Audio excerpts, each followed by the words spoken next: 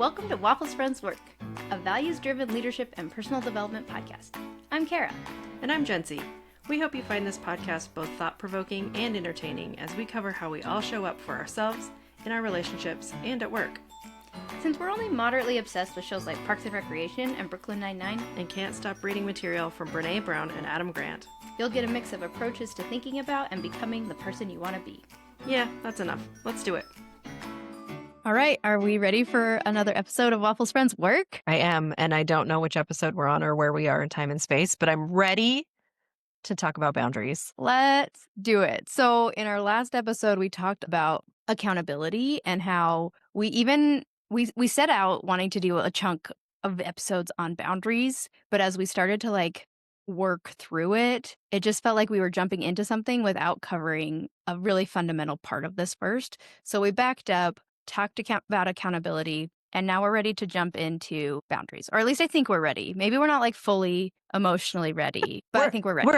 We're as ready as we're going to be. I think what's really interesting and an important part of if we're not connecting the accountability piece to the boundary piece is talking about accountability. There's only one person really that you can hold accountable for holding your boundaries, and it's yourself. So we can't put that onus on other people to hold our boundaries. It has to be us. So, yep. Which is why it was a great place to start. And I feel like I love the idea of becoming your own accountability partner. And I think that really could be a foundation to set you up for boundary success. So if you haven't checked out that episode yet, I highly recommend going back and checking out our accountability episode. But today we want to focus on boundaries. Maybe we can start a little bit with what they are versus what they aren't, but we'll talk a little bit more about that in future episodes. And then how do you identify when you need to set one? What determines what your boundary should be, and then maybe how you can go about enforcing it. Yeah, and for better or for worse, boundaries has become this very buzzy, popular term on the TikToks and all the socials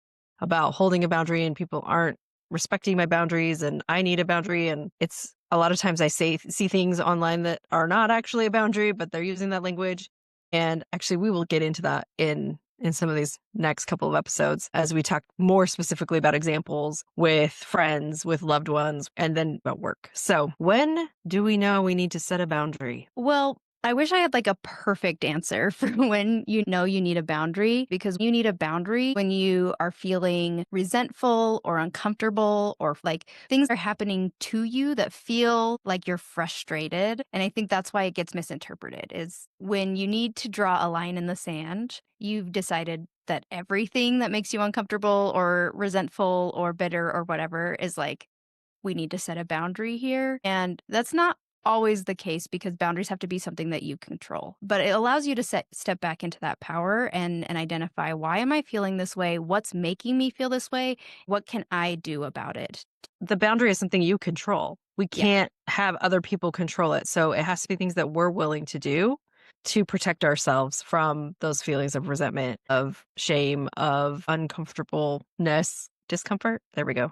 So I think it's a natural reaction when you're feeling uncomfortable, be I need a boundary here. But yeah, it has to be levers that are within your control to pull, and they have to be things you're actually willing to do. So something you can and are willing to do in order to change the outcomes. Yeah, and I would say not to, toot our own horns or go back to our last season or whatever. But if we do know our values, then it's easier, I think, to arrive at the conclusion of, I see why that's bothering me so much, because I value connection. I value learning. I value whatever it is. You can kind of identify a little bit better and get closer to what is actually bothering you and what the boundary needs to be. Yeah, so I think you alluded to something that we should dive into just a little bit more about the hot spot, that little place that starts to rub, that we've we like to compare to the hot spot before a blister. It's there's something in your shoe that's starting to rub, and every time you run into it, it starts bugging you a little bit more, a little bit more, a little bit more. That can be a really good indicator that, hey, this is an area where you're probably going to want to set a boundary. Yeah, and for better or for worse, most of those boundaries are with yourself. I hadn't thought about that, but that's real. It's where you've betrayed yourself. It's where you've gone against your own values. You start looking out to find an outside source to blame. And there's a book about this. I mean, there are a lot of books about this, but yeah. Yeah. Yeah.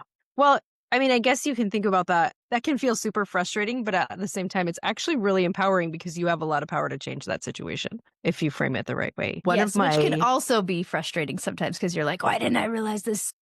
Yeah, yes, yes. Because as humans, we want it to be somebody else's fault. So Always. much It's easier. always somebody Much else's easier. fault. And taking accountability and taking control and taking the power that you have over your own life and actually doing something with it. Yeah, it's daunting. But I would say in this case, as with most of the things we talk about all the time, with boundaries and with boundaries with yourself and boundaries with others, you can always start small and it's going to take practice and it's never going to be perfect. So that's not a reason to not start. Just know that it's a muscle and we have to just start to build it. And then eventually you become like a monster of boundaries. I mean, there's a whole other conversation about setting too many and now you don't have a life anymore. I did read a post the other day about how boundaries are individualistic, and like we swing too, the pendulum can swing too far the other way. And I thought that was really interesting, but it's probably not a problem that I'm going to have anytime soon. And maybe not people who are listening to this podcast because they might not be listening to it if they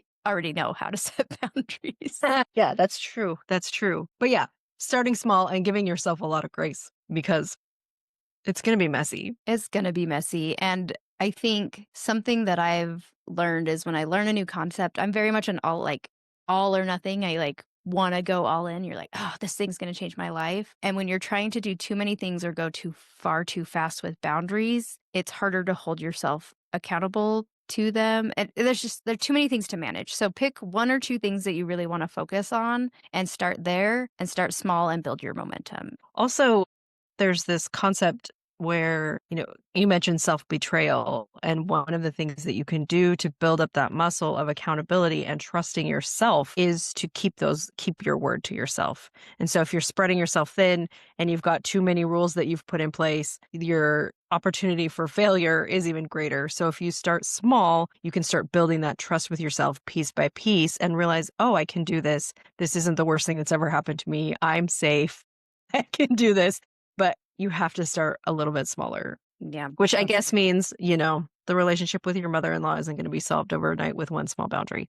But I'm not probably saying that not, in but it anyone's might. specific It might improve. might. I'm not saying anyone in this room's specific mother-in-law, just in general mother-in-laws. I don't even Yeah. have a mother-in-law. I was like, I love my mother-in-law, but I do hear a lot of struggles, with There's a lot of mother-in-laws. stories. So maybe let's think through or give some ideas on how to identify where to start. If we're starting small, what might be 1 or 2 good places that could be a good, like, self-boundary to get, like, your muscles warmed up and pumped? Oh, that's a good question. This is a really silly example, but I think it's applicable to a lot of people, and that is let yourself be the napkin mom for the school party. Like, you don't need to make cupcakes from scratch for the kids' party. They don't Mm. care. First of all, they don't care. And I say this because that used to be me, convinced that they needed homemade cookies and frosting for the Valentine's party. And so I would kill myself making these things. And then the kids, they don't care if the frosting comes out of a can. They don't care if the cookies Oh, came out of a okay. tube. Just so there's a rule at Eleanor's school that it has to be store bought. And I want to kiss on the mouth whoever made that whoever made that a rule. 'Cause it's a totally fair rule, right? Like we don't know what people are making in their own kitchens. And it's so much easier to just go buy the dozen cupcakes. Yes, that's fair. So maybe that's not the best example, No, I think that's a great but one. But I think those are good ones. Like what are the little things that are encroaching on your time that aren't adding a whole lot of value. So like how much value are you getting as being the one who brought the homemade cupcakes versus, just being there and showing up. I think the real value is the latter part, not being the one who made the cupcakes. But what are some other things that might be just like eating a little bit at your time that's causing you not to show up the way you want to? The one I thought of was like going to bed on time, like giving myself like a bedtime boundary because I love a revenge bedtime procrastination doom scroll or Netflix binge, and holding myself accountable to a bedtime, helping me have a better night's sleep. That improves my life exponentially. Think that's a great one. Yeah, I think looking at the places where I'm just thinking about all the places where your time and energy leak out because you think you Yeah. have to be like show up in some certain way in some certain place. And it's like, you know what? It's okay if your kid has crazy hair and they go to school and you haven't brushed it. Like, calm down, everyone. It's going to be okay. Like, we just hold ourselves to such high standards all the time. Like, just try once or twice just letting it go and see what happens. You can always change your mind. You can decide that means a lot to you and, you didn't like the way that felt and you look somewhere else for something that saves a little time. I think about now how much time and energy and headache I had because I insisted that my kids bring homemade lunch to school when they were little. And my life changed when I was just like, you can eat school lunch, doesn't matter. Like you're getting fed. I have never packed Eleanor's lunch. Good for you. You're smarter than me. Way to be. I'm just But gonna I mean, pay for school. and that's I mean, that's a value thing, right? And maybe that's something you really value, and at the time I did, and it was worth it, but now I think back and I'm like, "Was it really? I don't know. I don't know if I'd do it again." But here we are, and my kids eat whatever they find. It doesn't matter anymore. So, Yeah. So there you go. There are a couple of ideas on how to identify where to start. So where's that rub happening? Where are you starting to feel a little resentful, easily frustrated, a little bitter? And where are you just leaking energy? I like that I like that term a lot because it's like the things that like seep out without you meaning to. I think I was just on with a coworker and we were talking about emails and how that false urgency can feel so important at the time and how quickly that can derail my day and how much energy I leak into responding to a urgent, air quote, urgent matter because it feels good to solve that problem instead of doing the real thing that I need to be working on. So, those little things that like grab that energy and maybe an opportunity for you to protect your peace a little bit. Those just a couple ideas. yes. Yeah, I think it's easier to identify the things that take up big chunks of your energy. It's the ones that are sneaky that are the harder ones. But they're also sometimes the easier ones to solve because if you just step back for a minute and look at it and go, "Does this really matter to me?" You can fix that problem. That's a good point. So Does that it matter is to me that I am up to date on the latest trend on TikTok? Probably not. insane. All right. Okay. Okay. So not to like be discouraging, but the first two parts of this, identifying where to set a boundary and determining what that boundary is, are kind of the easy part because we get to this third piece, which is actually enforcing those boundaries. Enforcing is the tricky part because now it's not just, I mean, enforcing with yourself is its own tricky piece. And then enforcing with other people who now may be involved in this boundary setting process and they may not be super happy about it. Yeah. So I was given a framework when I became a leader a while ago that I've actually used in many different places in my life now. This has become my go-to, but when I was put into a people leader role, I had a senior leader tell me this idea of becoming a referee. And that role of the referee was not to come to the game and hope no one like fouled anybody ever. It was the role of the referee to like come prepared with potential violations and the consequences for those actions. And this kind of changed the game for me because, as a people leader, one of your roles is to like enforce policy. It's like the worst part of your job. But if you can come in with like a couple of like, I don't know sports, but like a small like how do And you I'm not like going to help you because I love this part when Kara tries to talk about sports. It's so funny. But, like, what is a way to be like okay, so I have a friend who is a hockey ref, and he says, when he's doing, like, little league sports it's not called little league in hockey, but, like, if he's doing, like, a little league thing and he sees a kid and the stick is getting a little high because high sticking is a foul in hockey, I guess, before he jumps straight to, like, you're going to the penalty box, which, again, I don't know if that's a consequence for high sticking.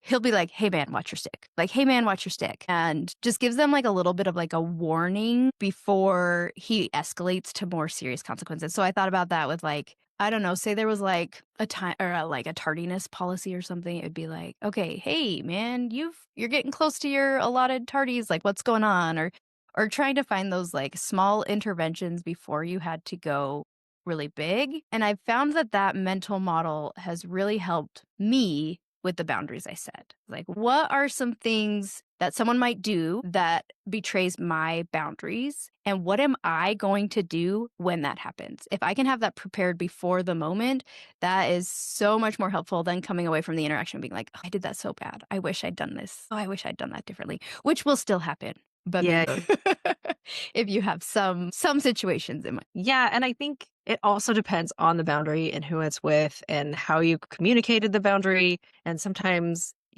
we're not explicitly communicating boundaries. We're just doing it. So, Well, and those can be like the different tiers, right? So like in some sports, there's like a technical foul. That's a thing, right? In basketball, or right. like a yellow card or a red card in soccer, right? Like you may not have to be like, hey, so and so, I'm setting this boundary with you. It's just going to be how you respond differently in your interactions with them. But maybe after, 18 times of this person doing this thing that you have to respond to, you can be like, all right, we need to have a yellow card conversation now. I mean, don't use those words because they won't know what that means. But like, get ready to have that communication and that conversation because they don't know it's a boundary that they're betraying unless you tell them. Yes. Yes. And I think something that's really helpful, especially for recovering people pleasers when communicating boundaries, what we're actually doing is teaching people how we want to be treated. And unfortunately, people don't always see it that way. But when people set boundaries with us, we should take that as, oh, they want me in their life. They want me here. They just are helping me understand what's important to them and how they want to be treated. So it can feel really awkward to set those boundaries and especially to have those conversations if we have to have them. But I think, especially for people that we love, I mean, the reason we're setting boundaries is because we want to keep them in our lives. Sometimes that's how the conversation needs to be framed. Look, I love you. I want my kids to have a relationship with their grandmother. If we're going to do this though, I need ABC. And I think setting it that way and making it positive, it's like, I want you here. I want you to be a part of my life. And maybe not a but a little bit of a but. And And yes, and yeah, and I think that complexity increases with the importance of the relationship to you, how long you have kind of sustained a pattern of behavior. When I started a new job, it was really easy for me to set new boundaries because I had no like precedents that I was working against that I needed to like reestablish by setting boundaries. I just kind of got a blank slate versus like a mother-in-law or a sister or, a colleague you have worked with for 25 years. Like that's going to be a little different of a process, especially for those people who really matter a lot to you. You really don't want to hurt them. That can be really hard. I do this with my kids. I just blame my nervous system. That's how I start those conversations. Like when Asher started driving, my boundary was that I wasn't going to let him drive until he had driven with his dad a lot more and I told him, I was like, it's not about you. It's about me. It's about my nervous system. And I'm still recovering from teaching Simon how to drive. So I just need a little bit more time. So maybe that's an excuse. That's a good one. My nerves cannot sustain this anymore. Or because I think that can actually, and I joke about it, but I actually think that can be part of the conversation. I've said it to my boss at work. I'm like, my nerves cannot take it when you tell me, when you just come into Slack and you send me a DM that says, can you talk for a few minutes? Like, I can't do that. You need to tell me why. Otherwise, I'm I've freaking out. I've done that. I had a boss who learned after I had told her, I was like, the same thing. Like, my brain goes to immediate worst case scenario, and I'm pretty sure I'm getting fired every time you tell me to come into your office. And so then she would be like, hey, do you have a few minutes to chat? I have some ideas I want to run past you. I'm like, thank you. Like that little change, like Just blame your so nervous much system. It's better. fine. It's fine. I think another one that you can kind of blame or credit or use as a tool is I've been learning a lot about myself and what, makes me happy, work better, understand things better. And I've learned that these things actually have a really big impact on me. And so when we can lessen those things, it really shows me that you love me or that you want to work with me or that you value me or, however you want to frame it, but something about I'm learning these things about myself because then you kind of get past the like, well, why didn't you tell me before? It's like, well, I didn't know. Well, and it makes it about you and not about them. And I think that's really helpful. When you're saying that, I was like, or you could just say you took a very elucidating mushroom trip last weekend and you learned a lot about yourself. That is an option, unless it's not true, then it's lying. But you could do it. I'm not speaking from experience, Mom. I'm not. But yeah, I think that self-learning is I don't know, I think that's something we're all going through. I mean, I don't imagine you'd listen to this podcast if that's not something you were trying to do. So that could be a a tool for helping you set up those conversations if they need to happen. Yeah, and I do think keeping in mind that that's, you want to keep those people in your lives, in your life, because going no contact or cutting people off completely is really is the nuclear option and isn't always available if it's something like work, Yeah, or or you co-parent know or um those are the two big ones I can think of. What are the other ones where you can't just cut people off? I mean, it could be your spouse's family. Like, if you're not on the same page and they still want contact with their family, there's not much you could do about that. So, That's true. That's really true. there are a couple of places. So, okay, we have alluded to this a little bit, and I think this is the last thing, and people are going to be thinking about this is the pushback and people asking you questions. Our I worst case scenarios are generating that they will immediately hate us. And that might happen. yes. And that might be real. Well, let's talk about, like, first of all, this isn't necessarily pushback, but people who respond to your boundaries positively, which I always try to be a person that responds to boundaries positively. Even if I don't necessarily agree with that boundary or I think they're doing it wrong, like they're on the right track and I want to support that behavior in any way that I can. And so I try really hard with coworkers to do that and with my friends to be really, and my kids, really supportive of boundaries. So if we're looking for the people who are cheerleaders in us setting those boundaries, that can be really, what's the word I'm looking for? Validating.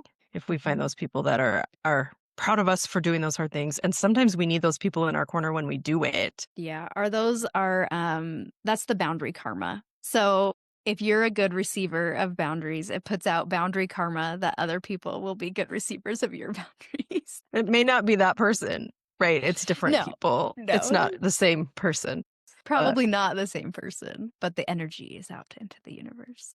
I like that. The boundary karma. Boundary. All right. Okay. Let's get to the hard one. The people who push Okay. back because whatever reason, but there are a couple of reasons people push back against boundaries. I think the biggest one that maybe the stickiest one is the people who don't like that you have boundaries because they benefited from you not having them. The coworker that you were over functioning for and they got to ride on those coattails. A PTO president who got a lot of value out of you just saying yes to everything they asked you to do. It's a husband that isn't your husband anymore who counted on you to do literally everything for them, including manage the relationship they and your children had with their grandparents. And when you'd stopped doing that, they were very upset. Yes, those are Yes. great. That's a great example. The friend that calls you and expects you to drop everything to go address whatever crisis they're having at the time, or the boss that expects you to treat everything as an urgent matter that you need to address right away. I think those are all people who, whether consciously or unconsciously, benefit from your lack of boundaries. They're going to have some, maybe not immediate pushback, but definitely some feelings about how you are now showing up in this new boundaried space. Yeah. And I know this isn't the case for everyone, but I am contrary enough that that actually motivates me to hold the boundary harder because it makes them mad. It's like, oh, I did need this boundary. It's making you upset. That makes me feel validated that I made this choice because clearly I was right about how much you were taking advantage of me. And I say consciously and unconsciously because I do think there are the people in the world who don't realize that that's what they're doing. I think in general there are a lot of people in this world who are doing the best they can with what they have and don't realize that that's what they're doing. I do also think there are a couple people who, I don't know, maybe call them a sociopath. I don't know if that's the right term. I'm not a psychologist who can diagnose those things, but who consciously are taking advantage of that because they can. Yeah. Yeah. And I do. Yeah. I agree with that. And the people who aren't doing it on purpose, I mean, I think that's most people, honestly. And I think so too. that's why we have to take the power and the boundary because they don't know that they're doing it. And a lot of the reason that they're doing it is because we let them. Yeah. So you said, a little bit ago that like our boundaries are teaching people how to treat us. And if we never had those, we've taught them that it's okay to treat us that way, that this is how we're always going to respond when you're in crisis or when there's an urgent matter that comes up or when, I have something I am capable of doing that would somehow benefit you. I will try to do it. That's what they've learned. And whether they're consciously taking advantage of that or not, they're just they're just practicing learned behavior, and we're the ones who taught them that. Ouch. Woo. Ouch. Truth bomb. Ouch. think honestly, I think that piece of things is why it's so hard for me to do it because the pushback I anticipate is then why didn't you tell me this before? Or, like, but you have always just done it. Or, like some way that they're going to throw it back on me and they're right. Like, why didn't I do this before? That's why having something prepared with that like anticipating that pushback, having something kind of prepared for that moment can be really helpful instead of just like getting to there and freezing because you're like, "Oh, well, I don't know. I don't know why I didn't do it Yeah, before." well, you're right. Okay, I'll keep Right? doing it. Yeah. Yep. And again, that like little people pleaser like scratches that part of your brain. And I do think that a lot of women, first of all, are over functioning for a lot of people in their lives. But second of all, at least the women I know and associate with it are extremely capable and talented and can do a lot of things and can manage a lot of things. But I'm going to tell you right now, and I'm going to give you permission. I'm going to look right into my camera. Just because you can doesn't mean you have to. I'm going to hold your hand while I say this. And just Trust because you me. have that space open on your calendar does not mean you're available. Like, Yes. you And can do the thing. just because you did that thing last year for the fundraiser doesn't mean you have to do it this year for the fundraiser. You can say no, not this year. I know it's so hard because we feel valuable when we're giving and giving and giving, and we feel like we are validated in our being when we give and give and give. I feel validated when I don't have to spend my Saturday doing something that I volunteered to do that now I resent. Well, and how much more gratifying are those like volunteer experiences when you really want to do them and you're not just doing it because you feel like you have to? Amazing. I also think that's a great segue to our next category of people and types of pushback Yes. because um, I think that we run into these people a lot, and they are the folks who are. It's kind of a weird dynamic where they're jealous or they have envy of us being able to set a boundary because it's something they couldn't do or they didn't do. Yeah. Yeah. And there might be some overlap here. This might be a Venn diagram. There might be some people who are like, I'm benefiting from it and I'm especially upset about it because I never felt like I could do this. So I'm going to make it uncomfortable for you to do it. And unfortunately, I have seen this with a lot of women. 100%. So many who are like, well, I had to figure out childcare for my kids. So you're going to have to figure it out too. Like, I had to figure out blah, blah, blah, blah, blah. So you have to do it too. And it's just like, come on, man. Yeah, I saw one the other day it was about getting your kids dressed up and dragging them to all the holiday parties that your family is having. And it's Mhm. like, well, I had to do that with my kids. I suffered through that of going from house to house and dragging them around and blah blah blah blah blah. So I am entitled to you bringing your kids to my house because I did that. So you have to do it too. And the answer there is no, I don't. No, I don't. No, I You want to don't. bet? I don't have to do Make that. me, make me.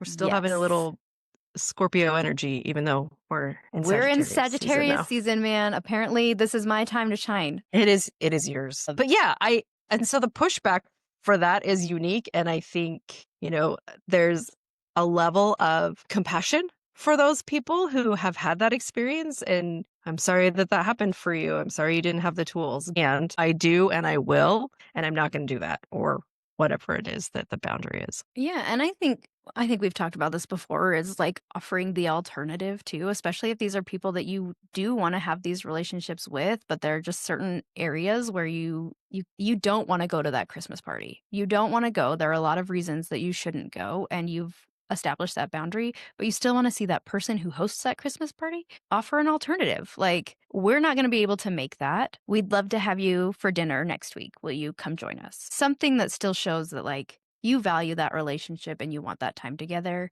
It's just not going to look the way that person maybe hoped it would look. I really like that because again, it doesn't make it about that person and you're not trying to make it personal that you don't want to go to their party or dinner or whatever, but that it just doesn't fit or that yeah, sometimes it's just too many things. And my gosh, little kids and overscheduling and they're so overstimulated and I'm overstimulated and yeah, we all just want to stay home by our own fireplace or Yep. whatever time of year it is. Nope. Okay. One more category of types of pushback, which we kind of talked about a little bit, I think in the first one where they don't know that they're taking advantage, but it's people who maybe don't understand boundaries, like our kids. Yeah. People who are just oblivious to what's going on or too young to understand or just have no concept of what we're doing. Yep. animals. Yeah, Ham is really bad about respecting my boundaries, like, so bad at it. Every time I go to my friend's house, her dog, who I love dearly, comes and sits on my lap and tries to lick my face. And every time I push its face away and say, I have one rule, you can't lick my face. And that dog just doesn't seem to understand what I'm saying because like it happens every single time. Can't lick my face. It's my one rule. Can't lick my face. One rule. Oh boy. Yeah, and I'm not sure I don't know that I have a good solution. Not for pets anyway. And kids is hard, especially because, there are a range of ages. So I can set a boundary with my 16-year-old. He understands that he can't drive with me until he has a little bit more experience, which by the way, just for the record, he was and is a much better driver than his brother, who has been driving for a long time. So like my fears were, I mean, they weren't warranted in this case because he's a better driver, but like the fact that I had some trauma from teaching my older one how to drive is fair. It is fair. I do think that leans back into the self accountability piece because it's basically the same thing. It's basically holding a boundary with yourself because you're holding a boundary with someone who doesn't necessarily understand what's happening. So I think those same principles apply. It's like hold your ground, like hold the boundary. You're allowed to move where that boundary is depending on what you have the energy to like. So I think like with kids and, I've talked about my I pee by myself boundary. Like, sometimes with my 2-year-old, it's just not worth the fight and it's okay. If, sometimes it's like, okay, well, I'm going to pee with an audience today. Like you just do the best you can, stay as consistent as you can, and then just also give yourself some grace when you don't have the full energy capacity to do it perfectly every single time because Yes. they're not trying to. Yes. No. And they're not going to remember either, really. Actually, that's not true. They will remember. They'll go, but mom, 6 months ago on this date at this time, you let me ride shotgun in the car, even though I wasn't big enough. So you should let me do it today. Yeah, and maybe that's a lesson for us to learn on the importance of consistency with boundaries because kids do remember that crap. It is so annoying. When we were on that trip and I didn't have my booster seat, you let me just sit in the car with my seatbelt and I was fine and it was fine. Totally do. Totally remember. They won't remember that you set a rule that they can't have friends over if their room's a mess, but they will remember. Right. Aw, shoot. Shoot. But I think that category is especially tricky because it's basically holding yourself accountable, but there is an extension of it of like you are teaching again, boundaries are teaching other people how to treat us. And so you are teaching them things, and the only person that's going to give you that validation is yourself. There isn't going to be it's just tricky. It's all tricky and it's all hard. And, I'll put out all my boundary karma because it's something that is new to me. I have not historically been good at it. It's, the last couple of years, I have really learned how to set boundaries and hold them. And to this day, it is still hard. I'm dealing with one right now that I'm just not sure where to put it and what to do with it. It's never perfect. You just do the best that you can and, give yourself grace. And hopefully the other people in your life will give you grace too. And if they don't, maybe they don't deserve you. Yep. I will say my last note on like other people and preparing for pushback is that's the reason why it's important that the boundary that you set are triggers you can pull. As soon as you start expecting other people to change their behavior, that is no longer a boundary. And so if you come into the conversation like, hot, and you're like, you keep doing this thing, you have to stop doing this thing, that's where you're setting yourself up for even more pushback. What you need to be focused on is how you're going to respond,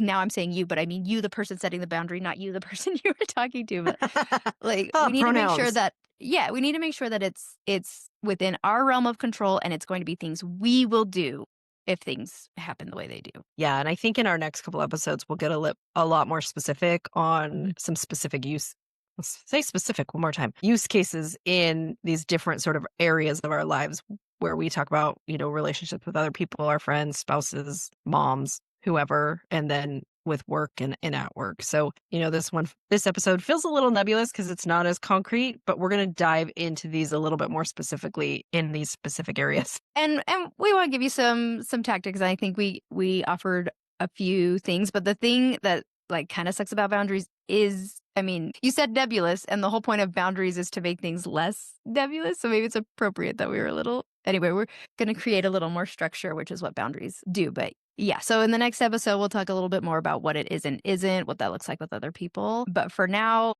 key takeaways we hope you have. is look for the places that are draining your energy and causing you to feel a little resentful. That's you've identified that you need to set a boundary. Be patient with yourself as you identify what that boundary needs to be and determine where it's appropriate to draw that line, and be prepared to enforce it and for some of that pushback. Those are kind of the three main steps of boundaries that we're going to kind of carry through in the different areas that we want to set those boundaries. Great. Okay. Well, let's get them to the next episode then. I'm done. All right. Me too. We'll see you on the other side.